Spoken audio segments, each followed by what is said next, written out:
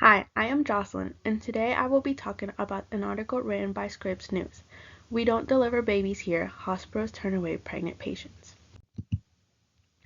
This story covers 33-year-old Lisa Morrison, who is from North Dakota, who was 36 weeks pregnant with her fourth child. She began with contractions at home. Her husband takes her to their closest emergency department at St. Lucy's in Harvey, North Dakota. The doctor examines her and tells her that she is 2 centimeters dilated by then. During this time, her water breaks, which means now she is in active labor. Instead of the doctor preparing the room for delivery, he discharges her and sends her to another hospital who apparently is equipped for deliveries. But with no transportation of an ambulance, her husband must drive her to the other hospital, and only tells them, "You will be fine, you have time." They then go home to gather their few stuff, blankets, whatever they may need, and the three other kids. They start driving 73 miles to the other hospital.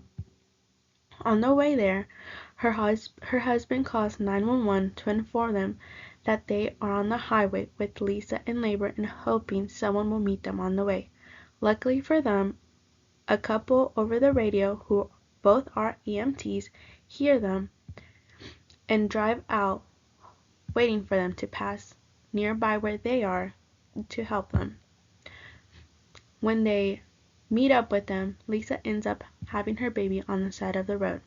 Luckily for both of them, they both survive and end up being fine, even though the baby was coming out with her umbilical cord around her neck. But one of the EMTs was able to safely unwrap it, and the baby was born just fine. Obviously, with Lisa reporting this, it leads to an investigation from the Centers of Medicare and Medicaid Services. In their research, or in their investigation, they later find out that this is not the first time that this hospital turns away pregnant patients.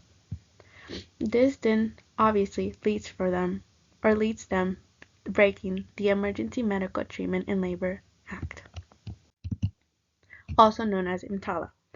EMTALA applies to hospitals that receive federal funding through Medicare. This law was created to prevent emergency departments from turning away patients who need emergency care. Unfortunately, this happens way more often than one would like to think. When one has an emergency Medicare, your first reaction is to run to your medical or to your emergency department for those healthcare providers to help you and not turn their backs away or turn their backs on you.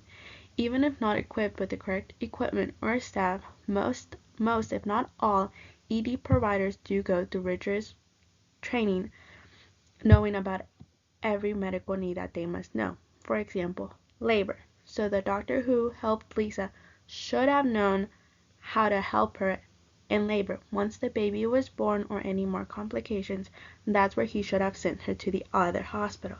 Other than that, he should have been able to help Lisa deliver her baby safely and not on the side of the road.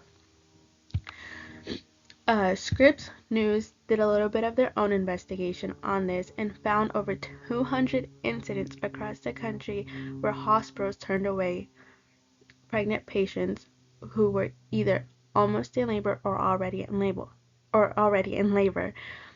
This was a span of 11 years of federal data and records, which is a lot of cases.